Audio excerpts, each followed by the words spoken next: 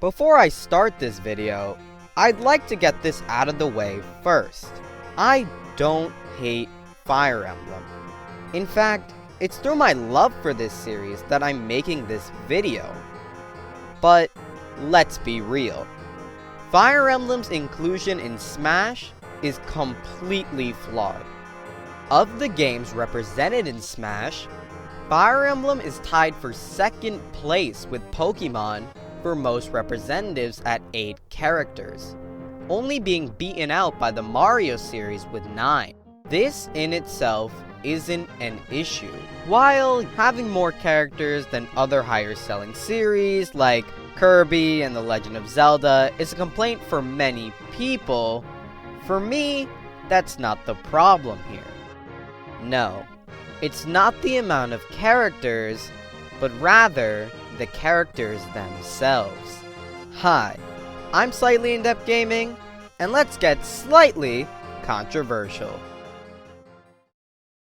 My issue, and the main problem with Fire Emblem's reps in Smash, is that they are all sword-wielding, Smash original, protagonist lords. I know. If you're not familiar with those terms, it might sound like I've just put a curse on you. So, let's break it down phrase by phrase. First up, and I think most notoriously, we have sword wielding. Out of the 8 representatives for this series we have, about all of them use a sword. And yes, a whip sword, chainsaw sword, and the sword that looks like a lightning bolt depending on the durability count as swords. This is less problematic than the other 2 phrases, but it still needs to be addressed. Fire Emblem is a game with tons of different classes, skills, and options, and yet we don't get any of this in Smash. I mean, come on. There's Axe users, Lance Knights, Mages, Cavaliers, Pegasus Knights, Wyvern Riders, Archers, Monks, Dancers, Summoners, Bishops, and even the power of illiteracy.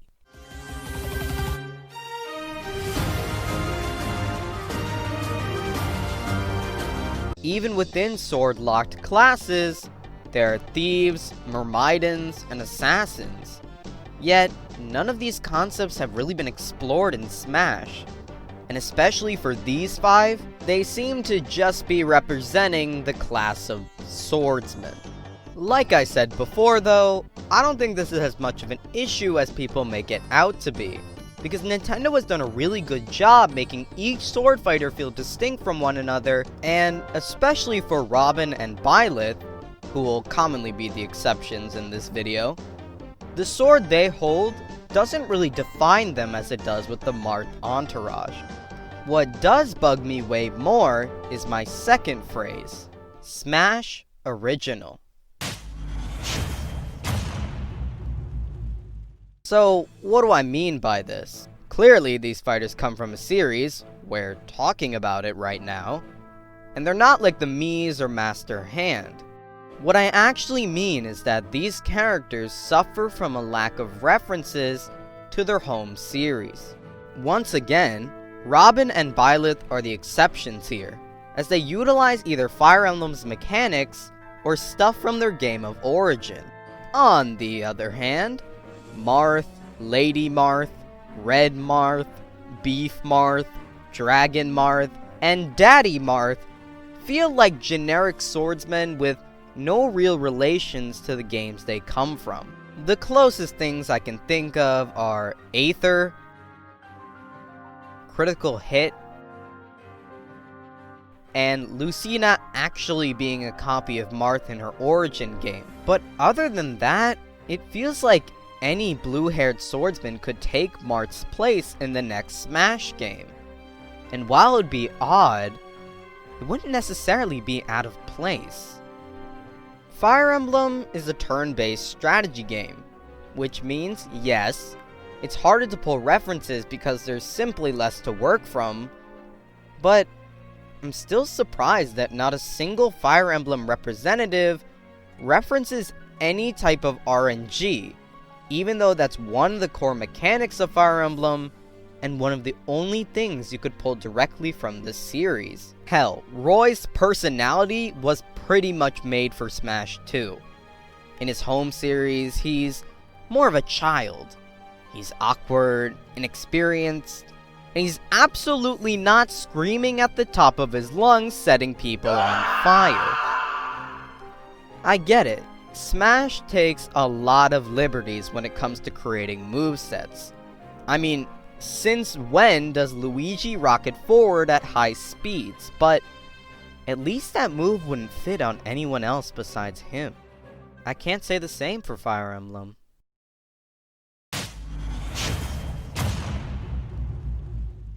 Last up on our list, we have Protagonist Lord. This was the thing I was hoping would change with Smash Ultimate. Ultimate added a lot of villains into Smash, with reveals like K. Rool, Ridley, and Dark Samus, while bringing back characters like Wolf, Mewtwo, and Dark Pit. Now, obviously, because of the limited slots and development time, not every character can make it, so oftentimes we'll only get the hero of the series before we can even imagine getting a villain. But, 8 reps in and we haven't gotten someone who isn't a main character. This honestly hurts Fire Emblem's reputation the most. The reason why people think that Fire Emblem is only made up of blue-haired, righteous, gorgeous swordsmen is because, well, that's all we get. In reality, Fire Emblem has characters of all shapes and sizes, characters with different goals, aspirations, and beliefs. But the Lord of a Fire Emblem game is always the character you can count on. It's the moral compass, the generic template that's pasted from game to game. Which isn't a bad thing for Fire Emblem, but it is bad when that's the only pool of characters being chosen from in Smash. Gimme Zephiel, or Ashnard, or even Nemesis. We don't even have to go that far. Gimme a side character like Camilla, Rudger, Nephany, or even Dorcas, I don't know. The fact is, we don't have a non-main character being represented in Smash, and this is what makes the reps we do have feel so unnecessary and so similar to each other in personality. It's because they were literally designed that way. The problem with Fire Emblem in Smash is the commonality between its reps.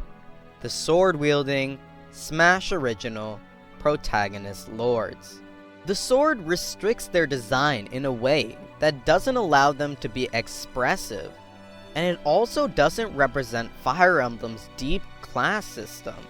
Being mostly made up for Smash relegates these characters to feeling like average anime swordsmen, instead of the Fire Emblem characters they truly are, which makes them feel unnecessary and a waste of character slots.